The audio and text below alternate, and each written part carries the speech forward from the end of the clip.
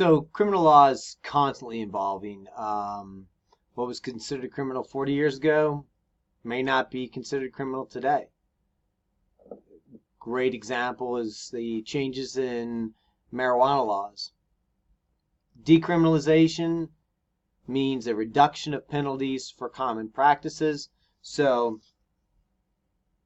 if you decriminalize marijuana, it doesn't mean that it's completely legal. It's just that the charges are brought down to the fine versus incarceration. New laws have been created to address emerging social issues, from civil rights to drug use to the application of health laws and things like that.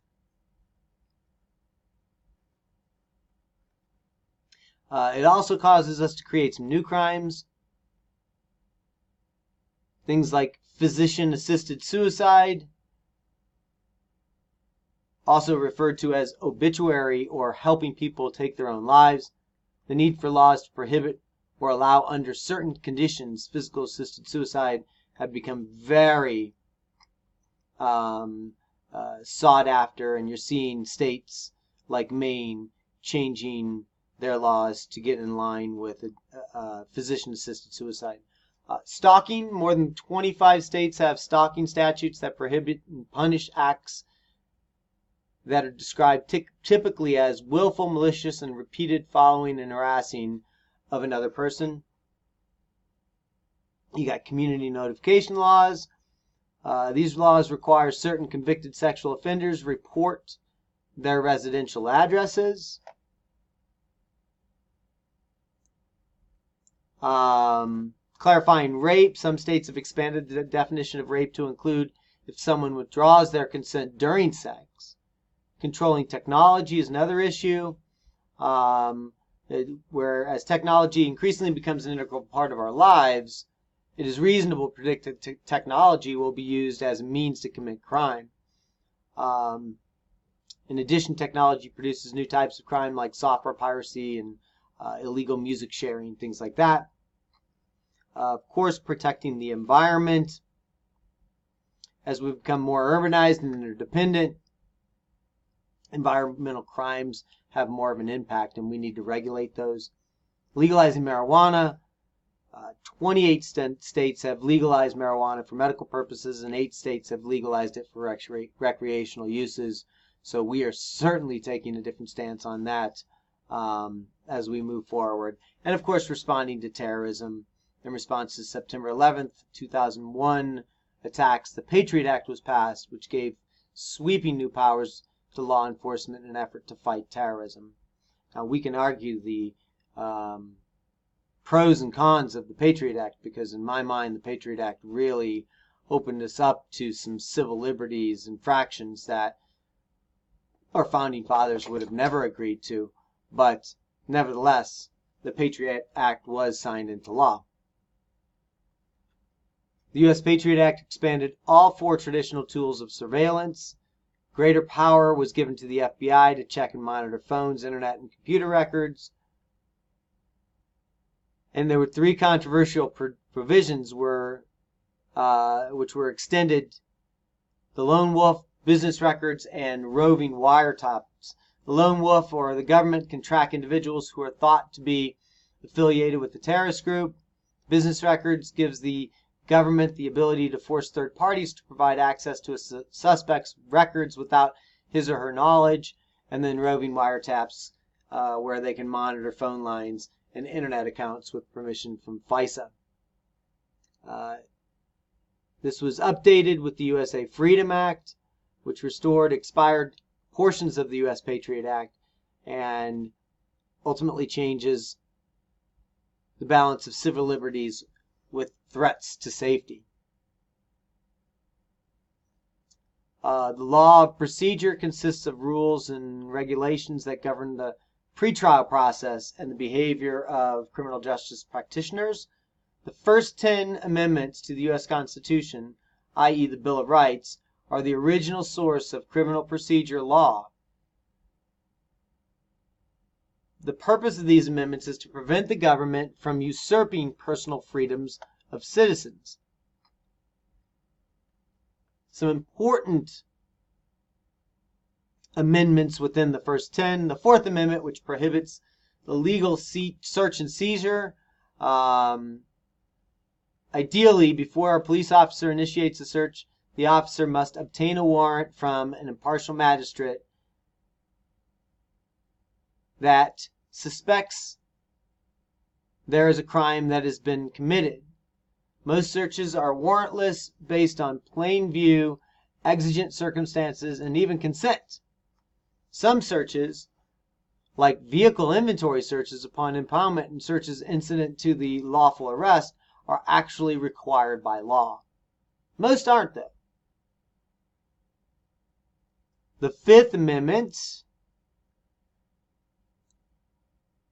limits the admissibility of confessions obtained unfairly in court. The leading case here is Miranda versus Arizona, i.e., have you been read your Miranda rights? The Fifth Amendment also guarantees defendants the right to a grand jury hearing and protects defendants from being tried for the same crime twice. This amendment, along with the 14th Amendment, demonstrates the concept of the due process or fundamental fairness in criminal proceedings. The Sixth Amendment guarantees the defendant a speedy trial and an impartial jury. The Eighth Amendment prohibits excessive bail, fines, and cruel and unusual punishment. And the 14th Amendment, passed after the Civil War, this amendment is designed to be the conduit through which protections of the Bill of Rights are applicable to state law. Prior to this, the state could essentially ignore the federal Constitution and create its own criminal justice system. The 14th Amendment was designed to make civil liberties apply to all citizens or residents regardless of what state they live in.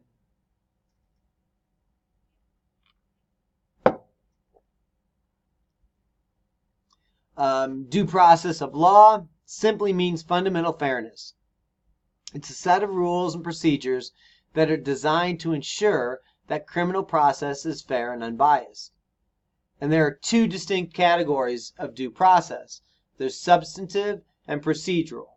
Substantive refers to a citizen's right to be protected from criminal laws that may be biased, discriminatory, and otherwise unfair. And procedural seeks to ensure that no person will be deprived of life, liberty, or property without a proper and legal criminal process. Procedural due process is intended to guarantee that fundamental fairness exists in each individual case.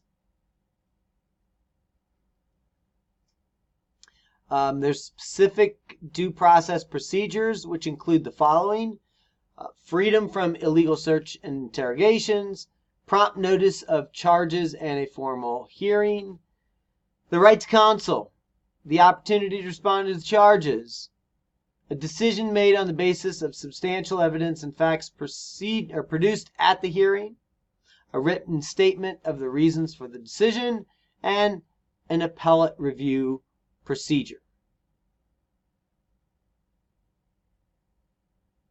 So here are some specific due process procedures not included in this list: the opportunity to confront and cross-examine witnesses and accusers, the privilege to be free from self-incrimination, and the opportunity to present one's own witnesses. You can see where these protections built into the Bill of Rights and including the 14th Amendment are very much designed to protect the personal freedoms of the individual in the United States. Of course, we're going to need to interpret the Constitution in many respects.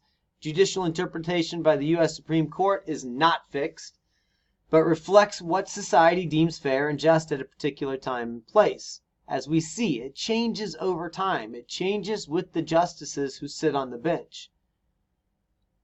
A degree of loss suffered by the individual is balanced against states' interests to determine how many constitutional requirements are applied, or are applied. The U.S. court is responsible in interpreting the Constitution and applying its principles to contemporary society. They do this through the facts of a case, the specific federal or state statutory provisions that are relevant, previous court decisions, and judicial philosophy.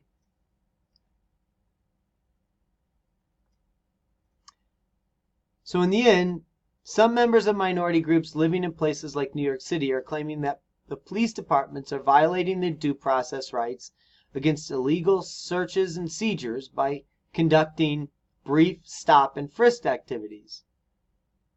What I want you to think about is, under what circumstances might these police actions violate an individual's Fourth Amendment right against illegal searches and seizures?